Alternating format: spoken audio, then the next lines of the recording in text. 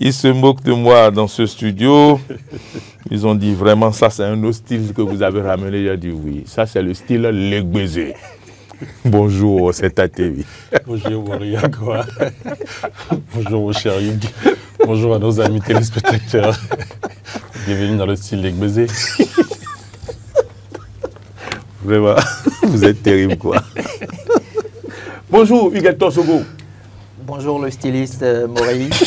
Bonjour Seth. Bonjour également à tous les téléspectateurs et aux auditeurs du Diaspora FM. Attendez, vous avez rêvé sur moi?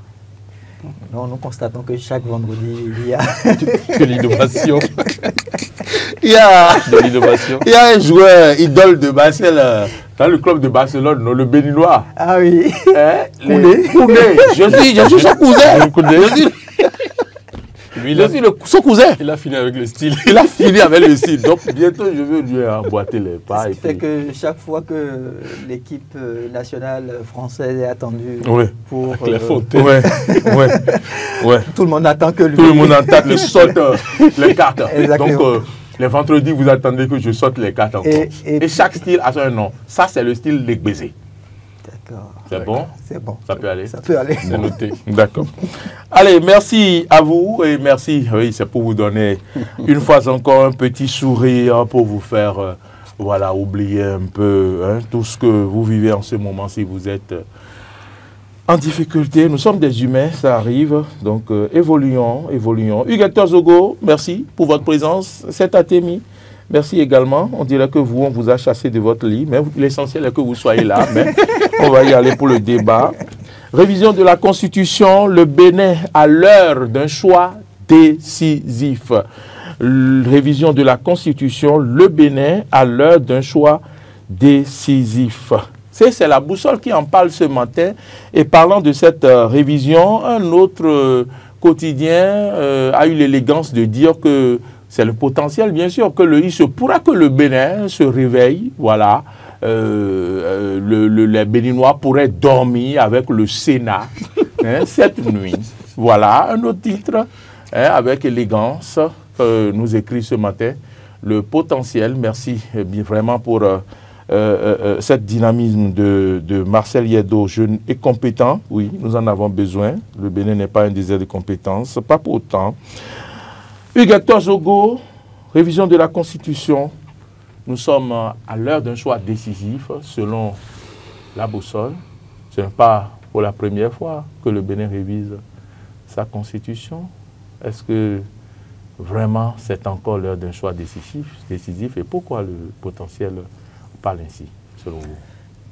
Alors, je pars du principe de l'organe de presse, le potentiel, qui, à travers son titre, nous renseigne qu'on pourrait dormir en tant que Béninois avec le Sénat.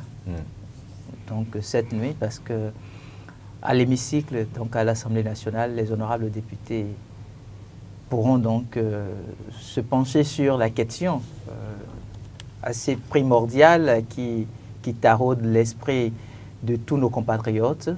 Est-ce qu'effectivement cette proposition de loi qui a été mise sur le tapis du président de l'Assemblée nationale, qui est passée par la commission des lois au cours de la plénière, pourra effectivement recevoir l'assentiment de tous les députés.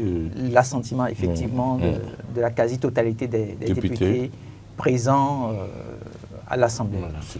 Cette question-là se pose de plus en plus.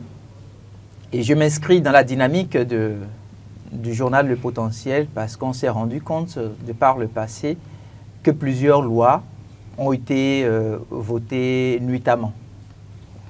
On se rend compte que les députés mènent tellement le débat que ça devient si passionnant qu'ils n'ont pas envie de finir. Et donc, c'est peut-être autour de 2 heures, voire 3 heures du matin, alors que les compatriotes peut-être épuisés, se disant ils vont sursoir la séance et remettre au lendemain. C'est en ce moment précis là donc que les tests des lois se votent. Bien évidemment des tests qui touchent surtout l'identité même du compatriote béninois. Alors, quand je dis ça, je reviens sur un second fait pour dire que, oui, c'est vrai, c'est un choix décisif. Un choix décisif parce que, vous aviez vu, on a, grâce à la Cour constitutionnelle, connu de manière définitive les candidats qui vont se retrouver aux élections présidentielles de 2026 dans notre pays. Et pour que ces intéressés puissent déposer leur dossier de candidature, tout était parti d'une loi fondamentale. Donc, aujourd'hui, si les députés à l'Assemblée nationale arrivaient à voter cette constitution, ça voudrait dire que quelque part, il y a une nouvelle dynamique institutionnelle qui va pouvoir se mettre en place, le Sénat. Le Sénat qui va prendre un peu plus de pouvoir, sans aucun doute, au regard de la proposition de loi qu'on a pu avoir, qui va prendre un peu plus de poids que l'Assemblée nationale. Donc, le Sénat devient une chambre haute qui est au-dessus de l'Assemblée nationale. Même les textes des lois qui ont été votés par l'Assemblée nationale actuellement pourraient être remis en cause par le Sénat. En tout cas, si la loi parvenait à être votée en l'état, au regard de la proposition de loi qui a été mise sur tapis. Et donc, pour quelqu'un qui a déposé sa candidature dans un contexte X, et qu'au cours du processus, puisqu'on est en plein cœur du processus électoral là, il se retrouve que il y ait un autre schéma, INS plus 1, il peut y avoir de la frustration. S'il y avait entre-temps cette dynamique INS plus 1, il peut décider de ne pas déposer sa candidature pour les élections présidentielles. Donc pour moi, c'est effectivement un choix décisif. Est-ce que les honorables députés à l'Assemblée nationale vont tenir compte de tous ces paramètres-là et ranger pour l'instant la proposition de loi, quitte à ce que ça revienne plus tard sous une autre forme, ou est-ce qu'ils vont faire un peu du forcing? Parce que ne nous leurrons pas. Le débat aujourd'hui se mène et beaucoup de compatriotes prennent la parole. Oui. Vous aviez vu quand visiblement un citoyen s'est permis de dire qu'il a pu obtenir quelques propos de maître Robert Dossou, il est sorti pour dire à aucun moment il n'a fait de déclaration. Mais nous, on est arrivé à arracher quelques mots au président, professeur Isidore. Au professeur Théodore Olo, voilà.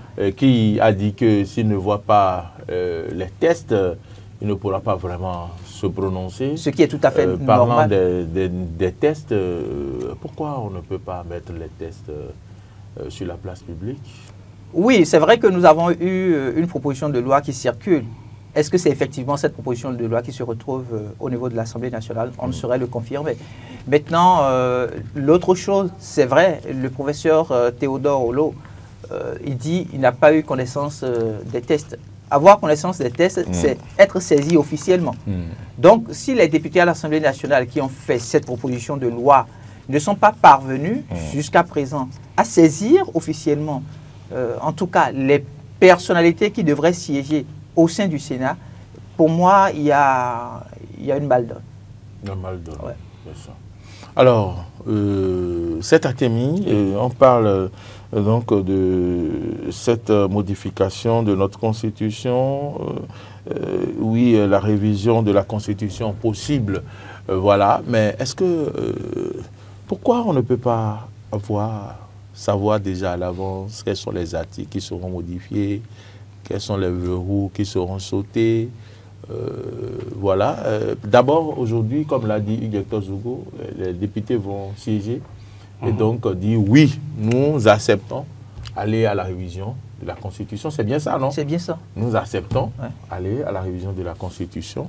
Mais après, il va falloir dire on modifie tel article, tel article, tel article, tel article. Pourquoi ces projets de loi, on ne les voit pas à l'avance? Je pose cette question parce que la dernière révision, certains députés ont dit que ce n'est pas le texte qu'ils ont eu après qu'ils ont voté.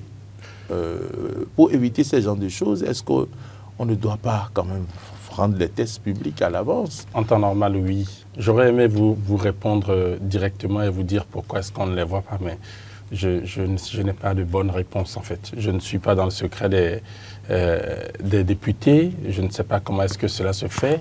Mais en temps normal, quand une proposition de loi est faite, et avant même qu'elle ne puisse être totalement votée, il faudrait au minimum que le public, la nation, le peuple puisse savoir de quoi est-ce qu'il s'agit en temps normal, je pense. Mais on ne le sait jamais. On a au final la loi votée que lorsqu'elle a été votée.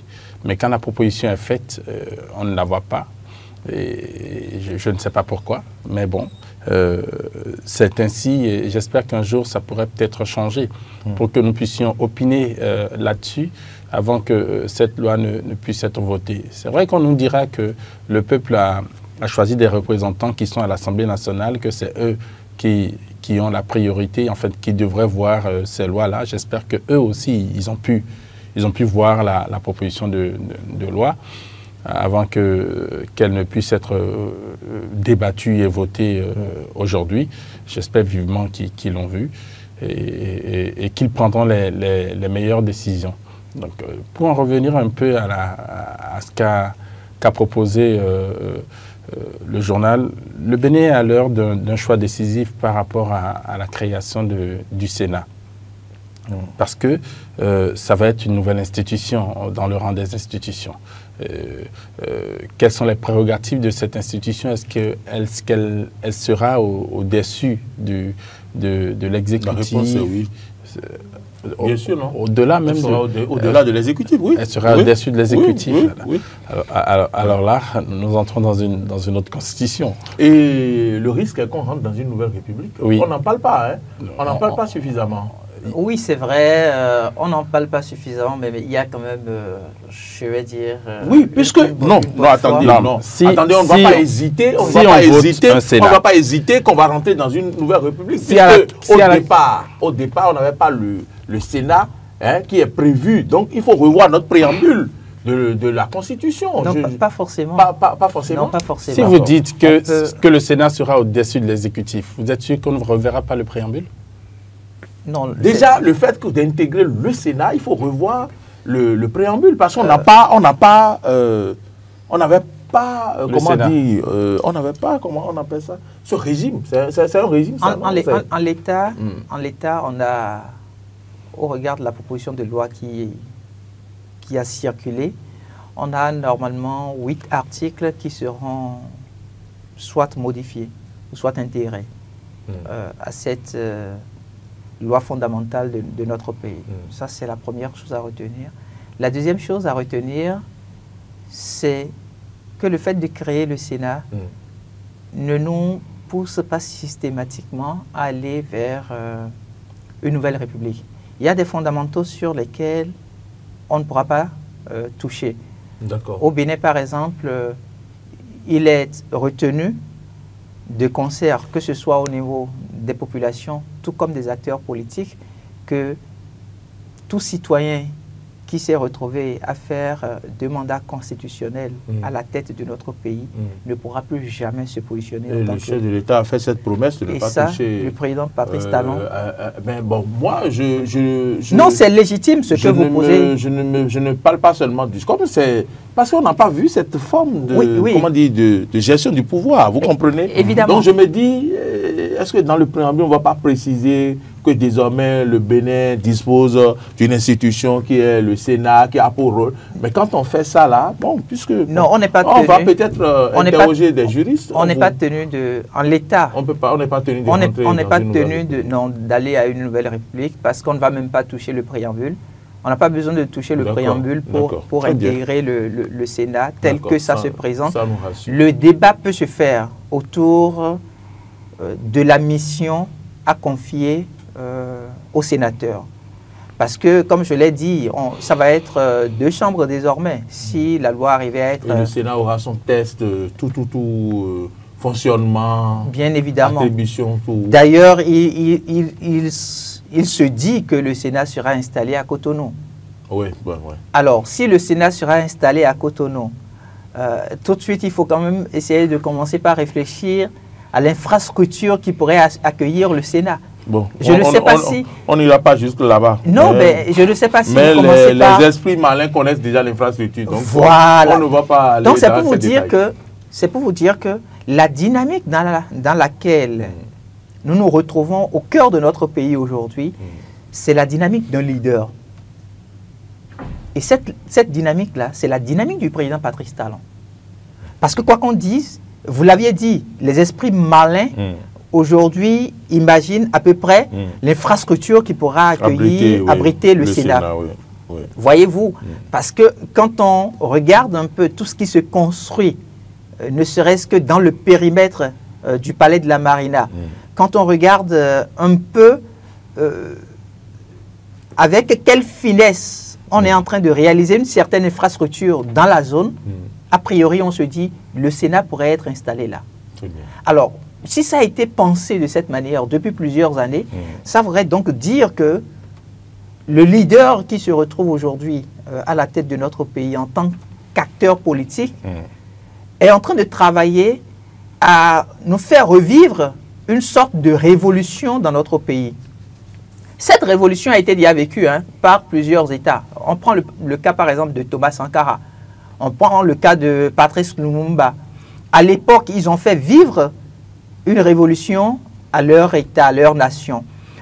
À la seule différence que cette révolution d'alors avait reçu l'assentiment du peuple. Donc il y avait une liesse populaire. À l'opposé ici, on se retrouve aussi avec un leader charismatique, tout comme Rawlings, tout près au niveau du Ghana, ou même Kwame Nkrumah. Quand je prends Kwame Nkrumah, c'est au rang de Patrice Lumumba. Et donc, ce leader s'inscrit dans la dynamique et il travaille à avoir autour de lui donc les décideurs. Ces décideurs-là, ce sont les députés à l'Assemblée nationale. Il essaye de partager sa vision avec eux. Il dit, voici ce qui est bien pour notre pays les 10, 15, 20 prochaines années. Le peuple n'est forcément pas dans cette dynamique-là. Le peuple veut toujours aller avec une certaine lenteur parce que, se disant, c'est cette lenteur-là qui nous préserve et qui nous rassure, qui préserve la paix, la sérénité et tout ce que nous savons. Le leader étant celui qui dans la dynamique voit mieux de la révolution, comme du bâtisseur. Exactement. Dans la révolution du bâtisseur, se dit, attention, on a accusé suffisamment de retard. Il faut qu'on y aille, malgré les personnes qui ne vont peut-être pas épouser tout de suite l'idée, il faut qu'on y aille. Et donc, il y a cette dynamique dans laquelle on se retrouve aujourd'hui. Et c'est en cela que je trouve que le choix décisif dont parle le quotidien oui. est bien fondé. Parce que les députés à l'Assemblée nationale, à travers cette, je vais dire, cette loi qui va être modifiée, s'ils arrivaient à donner leur quitus, ils vont a priori donner leur quitus à un leader. C'est vrai que c'est une proposition de loi, ce n'est pas un projet de loi qui vient de Patrice Talon en tant que chef d'État. Mais si le choix arrivait à être fait, ils vont donner leur quitus à un système. Ils vont donner leur quitus à un système qui a été pensé par le président Patrice Talon. Oui. Donc je trouve que là aujourd'hui, on se retrouve avec des honorables députés à l'Assemblée nationale qui ont été élus par un peuple, mais qui vont d'une manière ou d'une autre s'inscrire dans la dynamique de oui, nous sommes élus par le peuple, mais il faut que nous puissions mettre une certaine pression, mettre la main sur l'accélérateur pour contraindre le peuple à atteindre, atteindre ce qu'on appelle le développement. Donc aujourd'hui, si vous regardez au niveau des pays de l'Afrique de l'Ouest, en l'occurrence, vous vous rendez compte qu'il y a une forme de révolution. Il y a les pays de l'AES, par exemple, où chez eux, ce sont les militaires qui ont pris le pouvoir, qui ont pris la destinée de leur pays en main. Qui ont pris la destinée de leur pays en main, qui disent il faut qu'on boute de notre territoire tous ceux qui étaient colonisateurs et qui souhaitent que nous puissions toujours rester sous cette même dominance-là. Donc, il y a une sorte de, je vais dire, c'est peut-être la fin d'un cycle. D'accord. La fin d'un cycle où on se disait, oui, il faut écouter le peuple, il faut donner le pouvoir au peuple. La démocratie, oui, mais quelle forme de démocratie? Quelle forme de démocratie? C'est l'équation. C'est ça qu'il faut penser. C'est ça, c'est l'équation devant laquelle on se retrouve aujourd'hui. Très bien. Alors, je vous ai vu fouiller un peu. Est-ce que vous avez trouvé quelque chose? Oui, j'ai lu un peu les articles portant création du Sénat. Mais au final, de ce que je lis, je me rends compte qu'il n'est pas au-dessus de l'exécutif. C'est ça. Il n'est pas au-dessus de l'exécutif. D'accord. Il y a même des membres du Sénat qui sont proposés pour siéger par le président. Par l'exécutif. Oui, par le président de la République et le président de l'Assemblée nationale. D'accord. Donc, j'ai lu un tout petit peu. Est-ce que l'exécutif n'a pas le droit de consulter le Sénat? L'exécutif non. Ce que j'ai lu, je retiens deux choses qui me font réfléchir. La première, c'est que le chef de l'État, le président de la République, quand il est élu pour prêter serment, il prête serment devant la Cour constitutionnelle et le Sénat. Première chose. Je n'ai pas bien entendu. Le président de la République, il prête serment devant la Cour constitutionnelle. Oui. Et le Sénat. Et le Sénat. Et le Sénat.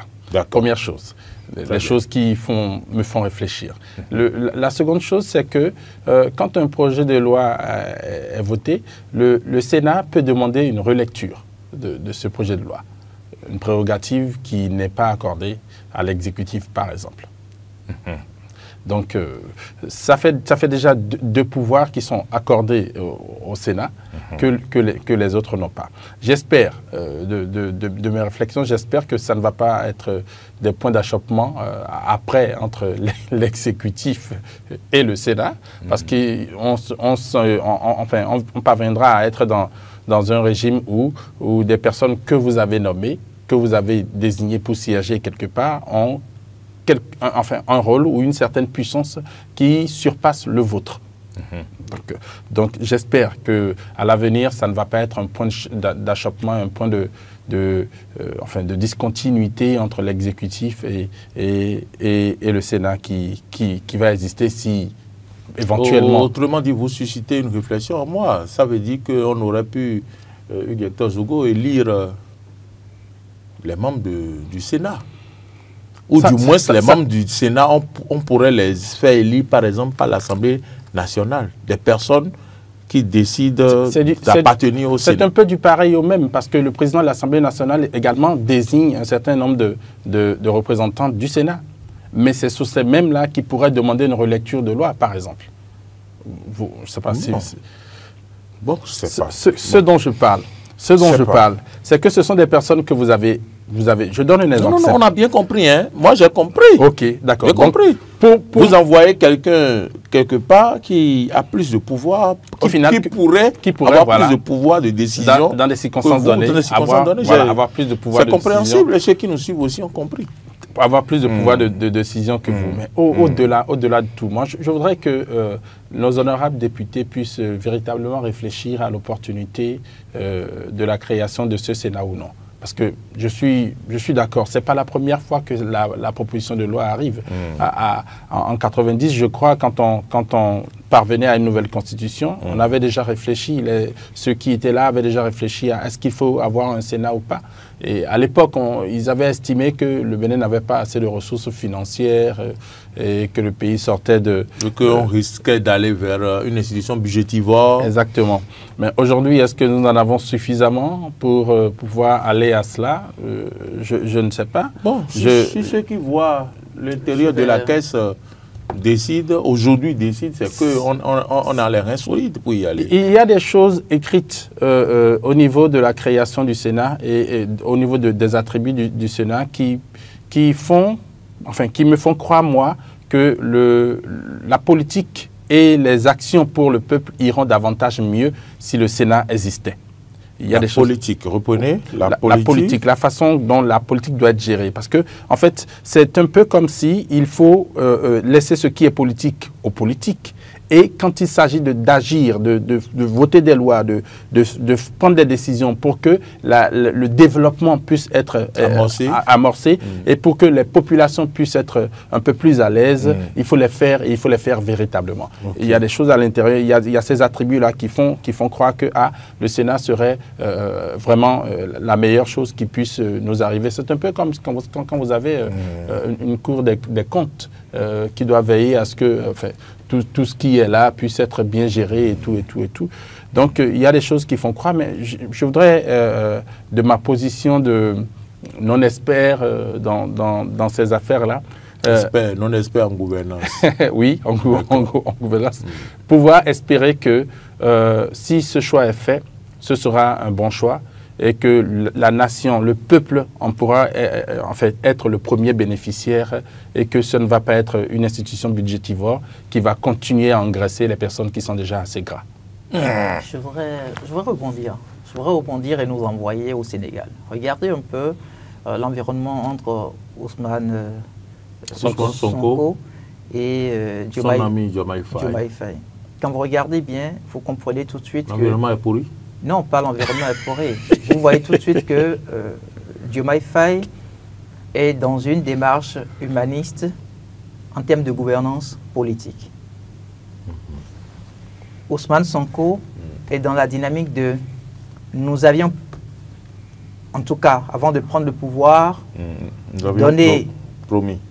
Une ligne, nous avions donné des promesses. Oui. Et au regard des engagements pris un peu avant donc, que le pouvoir d'État nous soit accordé, nous avons voulu faire un peu plus les choses avec de bras de fer, même s'il le faut. Et donc, c'est pratiquement la même chose qui se passe aujourd'hui. C'est une question de caractère. Le président Patrice Talon, ne nous leurrons pas, il est en train de finir 10 ans à la tête de notre pays. Et quand vous regardez la manière dont il a géré le Bénin, vous vous rendez compte qu'il a mis de la pression au niveau de tous les compartiments. Il n'y a pas ce compartiment là où il n'y a pas eu de réforme. Et quand on parle de réforme, il y a systématiquement des réfractaires. Et les réfractaires sont les personnes les plus dangereuses. Parce que les réfractaires, n'arrivant pas à vous rendre peut-être le coup dans l'immédiat, sont systématiquement dans la dynamique de le faire dans le temps. Alors, le président Patrice Talon, quand il va finir son second mandat constitutionnel, et il se retrouverait à la touche, qu'est-ce qui va se passer?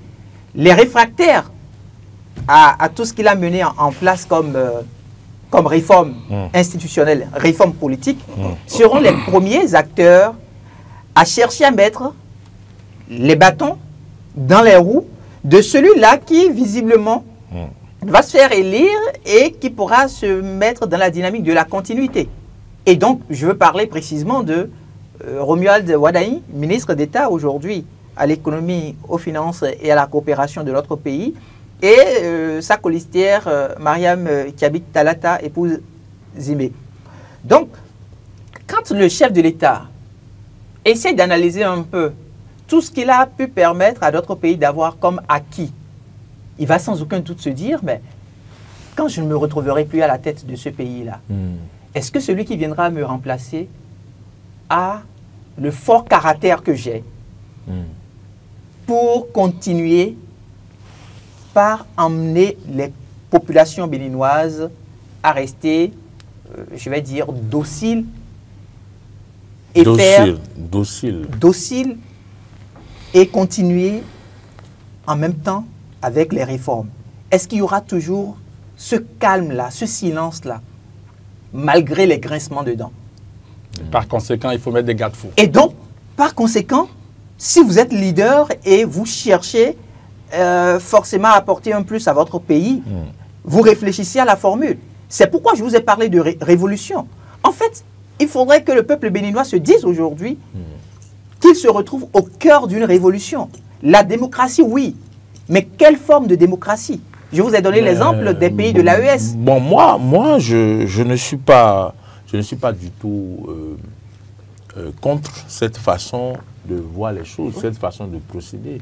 Parce que moi, je veux voir mon pays grandir, je veux voir mon pays aller loin. On l'explique. Je veux voir mon pays se développer, comme on parle d'autres pays en Afrique, évidemment, qui sont très loin. Prenez le Rwanda. Mais pour certains, ils disent qui lui a, comment dire, concédé. Est-ce que quelqu'un avant lui avait fait ça. Ah, est-ce que pourquoi lui veut surveiller les autres?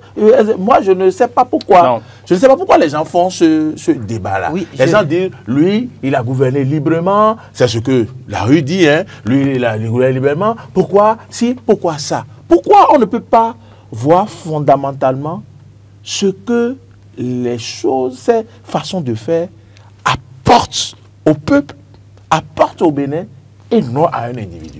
La faute est aux députés. Parce que nul n'est éternel. Non, la faute le Bénin va rester, mais nous, on va partir. Vous savez, ceux qui étaient au Dahomey et qui disaient, nous, Dahoméens, est-ce qu'ils sont encore tous là aujourd'hui? La faute est aux députés à l'Assemblée nationale. Ne nous l'aurons pas. Seth l'a dit tout à l'heure. Vous avez vu avec quelles difficultés nous arrivons à pouvoir opiner sur la proposition de loi. Parce que de manière officielle, on n'a pas tous les éléments. C'est vrai. Et même ce que j'ai lu tout à l'heure, c'est un brin, en fait. La faute est aux honorables députés à l'Assemblée nationale. Vous êtes élus par un peuple. Vous êtes élus par une nation. Vous avez le devoir et l'obligation, dès que vous êtes dans la dynamique d'une proposition de loi aussi sensible comme celle touchant à la révision de la Constitution, notre loi fondamentale, vous êtes tenu d'aller vers les populations et de pouvoir communiquer. Vous avez vu combien de députés à l'Assemblée, quand vous prenez les deux, comment on appelle, les deux présidents de groupes parlementaires, en dehors de l'honorable Aké Natondé, qui est allé sur juste quelques chaînes de télévision, est-ce que vous l'aviez vu, par exemple, à Eden Télévision, pour chercher à communiquer et dire ce qui se retrouve au cœur de cette proposition de loi? Est-ce que ceux qui nous suivent au niveau de Eden Télévision ne sont-ils pas des Béninois? Bien sûr. N'ont-ils pas le droit de connaître ce dont il est question quand on parle de la loi fondamentale du pays? Donc, en réalité, ce sont les députés à l'Assemblée nationale qui soutiennent la majorité présidentielle, qui permettent à ce que ces rumeurs-là continuent de circuler. Je viens de vous dire, nous sommes au cœur d'une révolution. Et au cœur d'une révolution, il faut d'une manière ou d'une autre apporter l'information aux gens. Il faut pouvoir leur expliquer la dynamique dans laquelle vous vous retrouvez. Parce que nous ne l'aurons pas. Patrice Talon, il a fait énormément de choses pour notre pays. Mais au même moment où il l'a fait, il y a des gens qui sont fâchés. Ceux-là qui sont fâchés et qui sont des acteurs politiques, on a vu comment est-ce que la politique se mène dans notre pays depuis, ne serait-ce que la conférence nationale à ce jour. Et donc, les premiers qui n'ont pas été d'accord avec le mode de gouvernance de Patrice Talon, ce sont ces premiers-là qui voudront mettre les bâtons dans les roues à Romuald Wadaï, à Madame Mariam Kiabit Talata, épouse Zimé, dès qu'ils vont se faire élire. Parce que quand on regarde aujourd'hui les deux duos de candidature, systématiquement, on se dit, ce n'est que ce duo-là qui sera élu. Les Béninois ne vont quand même pas voir un brillant économiste de cette trempe-là et laisser pour aller de l'autre côté.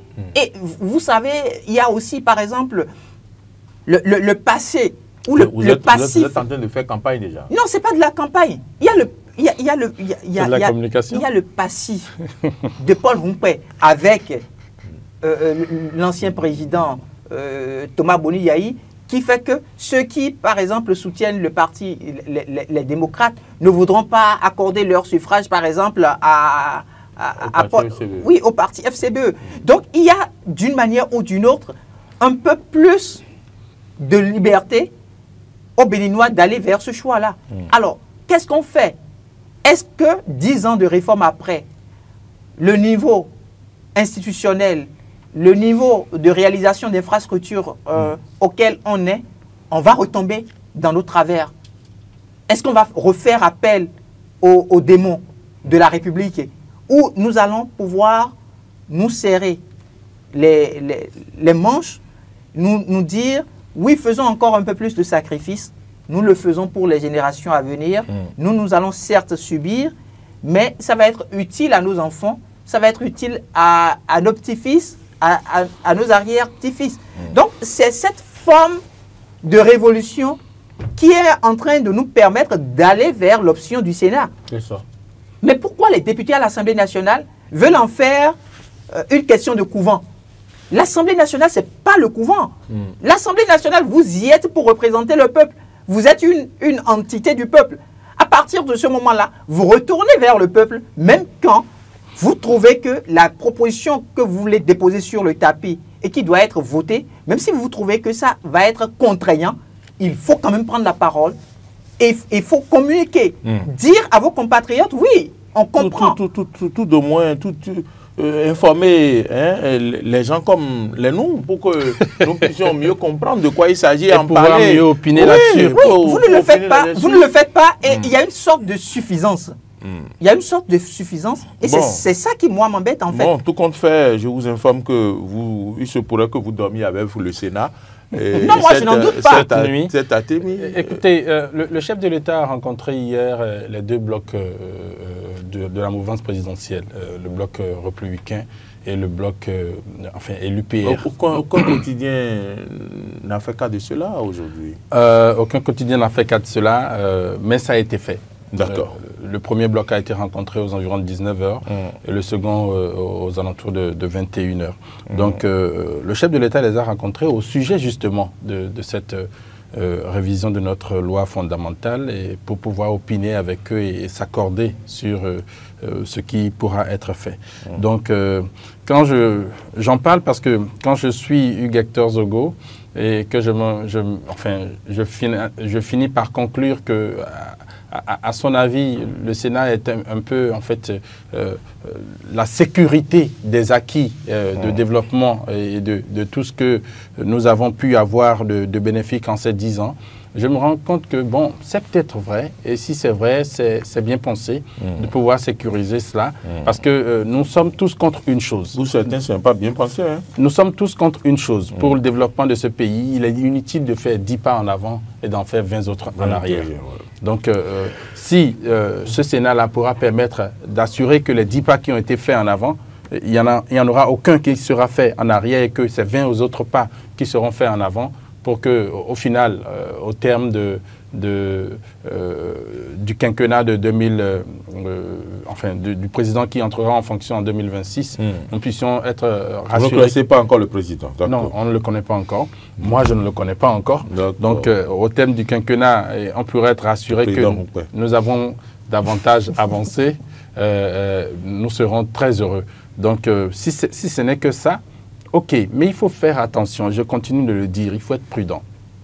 Il faut être très prudent. Il ne suffit pas de voter une loi pour la voter, non. Il faut être prudent et il faut faire attention de la même façon qu'on a bien réfléchi à faire en sorte que le Sénat puisse être un garde-fou des acquis de développement, que l'on puisse faire attention également à mettre des garde-fous pour que le Sénat ne puisse pas être un objet, premièrement, de budget qui s'envole. Deuxièmement, l'objet qui va amener des points d'achoppement ou des points de colère entre institutions. Et donc, je dirais ça et je m'arrêterai peut-être là. J'ai lu l'article 113.1 de la création du Sénat, je vais le partager avec vous. On dit « Le Sénat concourt à garantir la sauvegarde et le renforcement des acquis du développement de la nation, de la défense du territoire, de la sécurité publique. À ce titre, il veille à la stabilité politique, la continuité de l'État et à la paix de la nation. » Cet article seul est rassurant, parce que ce qui est écrit à l'intérieur, c'est très bien. Si ce Sénat peut véritablement faire ça et ne faire que ça, ce serait top. Bon, je salue au passage M. Félix Aloanou, il est coordonnateur du 10e circonscription. LD, il pense que mes collègues n'ont pas le courage de dire certaines choses dans les analyses et donc qu'ils laissent et que tout le monde comprend vos difficultés. Ben, nous n'avons pas de difficultés. On va finir par là. Non, nous n'avons pas de difficultés. Pourquoi penser? Moi, je pense quand même que vous avez quand même osé. On a quand même dit ce que les gens pensent. J'aurais aimé que lui dise ce qu'il pense. Bon, il n'a pas dit ce qu'il pense. Il veut que vous voulez dire. Étant donné que nous n'avons pas suffisamment, on va dire, entre guillemets, des couilles pour Mais je pense quand même que ce matin, l'essentiel a été dit. Parce que quand Hugues Hector Zogo disait qu'il fallait quand même on ne l'a pas suffisamment dit ici, sauvegarder les acquis. Jusque-là, on l'a dit. Ouais. Et moi, j'ai dit, dans l'opinion publique, il y a des gens qui pensent que Ce n'est pas la peine. Pourquoi il faut faire les choses comme ça? Il faut laisser les choses en l'état. Il faut. Mais je ne sais pas ce qu'on va dire. Et j'ai continué à dire que si ce Sénat doit être un problème après, il faut totalement l'oublier. Bon, je ne sais pas. Bon, écoutez. Monsieur, lundi, venez lundi faire les analyses avec nous. L'article 113.1 concernant la création du Sénat, le Sénat veille à renforcer les libertés publiques, la qualité de la gestion des biens publics, l'unité et la concorde nationale en vue du développement humain et complet durable. Avant, on parlait du développement durable, mais ici, on parle du développement complet humain et complet durable. Allez-y comprendre quelque chose. Bon. On est au cœur d'une révolution. Il faut que les Béninois se réveillent et le comprennent. On n'est plus dans une question de... C'est de la démocratie. Et puisque c'est de la démocratie, on a cette liberté de parole, cette liberté d'expression. On peut tout dire. Bon, je vais vous donner la parole en quelques mots. Vous allez nous parler de l'assainissement du secteur des médias. Hugues Zogo, c'est à Témi, au Bénin. Cadre de presse retiré à 130 professionnels des médias. Il y a eu d'autres actions, donc j'ai mis point de suspension. Oui, vous avez suivi l'information. OCAFM pour mesure conservatoire fermé pour une semaine. Oui. On parle de ceux qui vendent les médicaments là, qui continuent pas à faire leur one-man show sur la chaîne. Depuis septembre, je crois, il y avait une décision de la HAC, depuis septembre ou même avant, j'ai comme l'impression, il y avait une décision de la HAC qui avait interdit que... les tradithérapeutes, c'était quand même une décision assez dure dans les propos. Hein. Oui. Il fallait plus que les tradithérapeutes qui viennent vendre de l'illusion sur les chaînes soient acceptés sur les chaînes. C'est dans cette décision qu'on a parlé aussi des pasteurs. Mais n'oubliez pas... Et le président de la HAC disait qu'on ne peut pas aller vendre sur les chaînes qu'on sait prier ou qu'on sait que les fidèles, eux, ils savent là où il y a la bonne prière. Je ne suis pas d'accord avec vous. Je ne suis pas d'accord avec vous parce que c'est vous qui c'est vous qui vous retrouvez à la base de cette décision prise aujourd'hui. Pourquoi? Vous aviez oublié que le président de la RAC a pris part ici et qu'au cours de la rencontre qu'il a eue avec le personnel en présence du directeur général, que nous nous sommes plaints. Ils ont dit d'arrêter, nous on a arrêté, les chaînes n'ont pas arrêté. Nous on est en train de suivre la loi, mais qu'ailleurs... Les chaînes ne suivent pas. Et donc voilà, aujourd'hui l'autorité a rétabli la justice. Nous, depuis plusieurs mois, c'était déjà annoncé. Il y a un ancien test qui le disait. Et on en souffre. Et nous, on en souffre financièrement. On en souffre financièrement, oui. On respecte. Oui. Mais à l'opposé, d'autres stations radio, d'autres chaînes de télévision, et continuer allègrement à ne pas respecter les textes de loi de la République. Et donc aujourd'hui, la sanction est tombée. Et n'oubliez pas, en fait, ce qui se fait là nous permet, comme je l'ai dit tout à l'heure, nous sommes au cœur d'une révolution. Vous avez vu le message de M. Alohanou. Parfois, les gens ne peuvent pas comprendre. Ils ne peuvent pas comprendre parce qu'ils ne sont pas à notre place. Ils ne mesurent pas. En fait, dans notre corporation, il y a ce qu'on appelle la déontologie. Le journaliste ne prend pas la parole comme un web activiste. Le web activiste, il n'a pas de déontologie. Tout lui est permis, il peut se permettre de dire tout ce qui lui passe par la tête. Mais nous, on est régi. Il peut se permettre même de dire à ça. Nous, on est régi par une déontologie. Et nous avons une instance de régulation. Imaginez, 130 journalistes qui ont perdu depuis hier leur carte de presse. Je ne sais pas s'ils savent ce que ça représente. Dès que vous perdez votre carte de presse, c'est que vous perdez le titre de journaliste. Et à partir du moment où vous perdez votre titre, c'est que vous perdez votre profession. Vous devenez quoi? Donc, ceux-là qui parfois... Chômage. Oui, vous rentrez dans le chômage. Donc, d'hier à aujourd'hui, on a 130 journalistes qui se sont retrouvés chômeurs. Et il y a plusieurs raisons qui le justifient. Au cœur de ces raisons-là, vous allez voir des gens qui, de tout temps, se retrouvaient sur les plateformes numériques, par exemple, et qui ne faisaient que diffamer. Et au moins, ils le faisaient. Il y avait des citoyens qui étaient derrière, qui les applaudissaient, qui leur disaient, oui, c'est bon, c'est ce que vous deviez dire, ça. Mais ces citoyens ne viennent jamais prendre la parole en leur nom. Depuis hier que la décision est tombée, et ils savent maintenant qu'il y a une instance de régulation. Quand on prend le cas de Océan FM, le promoteur de Océan FM, c'est un député à l'Assemblée nationale, soutenant la majorité présidentielle. Soutenant corps et âme. Corps et âme. La majorité présidentielle. Donc c'est pour vous dire que ce qui se fait, c'est dans l'intérêt supérieur. Parce que si c'était, par exemple, un député à l'Assemblée nationale dont la radio avait été suspendue depuis hier pour mesure conservatoire d'un délai d'1 semaine, vous auriez entendu tellement de choses dire sur la RAC.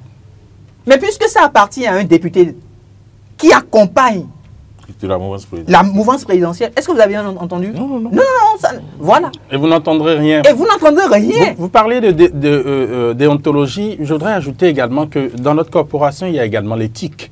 Et on se doit de respecter certaines choses. On dit que les personnes qui viennent faire la promotion de ces médicaments ou de ces affaires-là, il n'y a aucune certification derrière.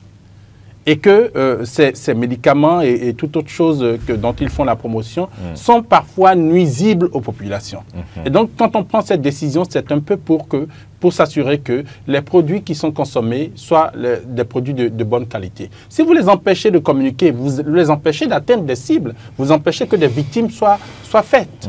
Et donc, il faut pouvoir respecter ça simplement.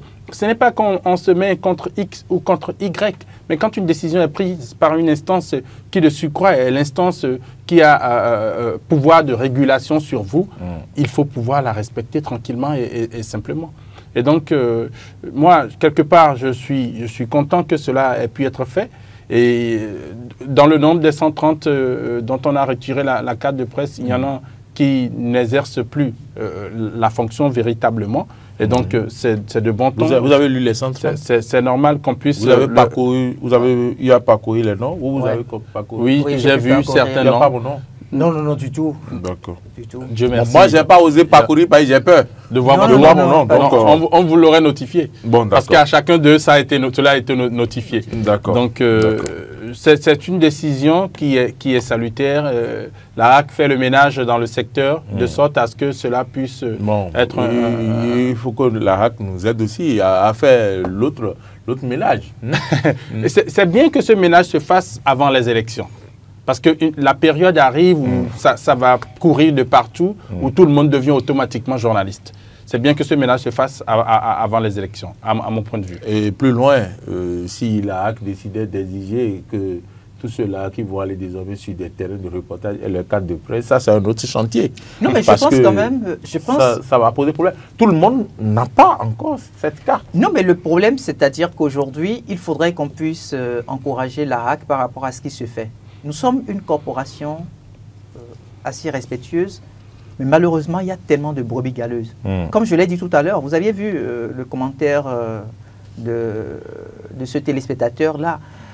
C'est-à-dire que parfois, dans l'exécution de votre mission, il y a certaines personnes qui sont derrière et qui peuvent vous pousser. Mais quand cette personne vous pousse et vous êtes à bout, on ne les voit plus. Vous ne les verrez plus. Le DG nous le dit souvent. Il le dit. Il dit, ben, les écoutez, gens seront là, vous disent, oui, allez-y les gars, vous êtes les meilleurs.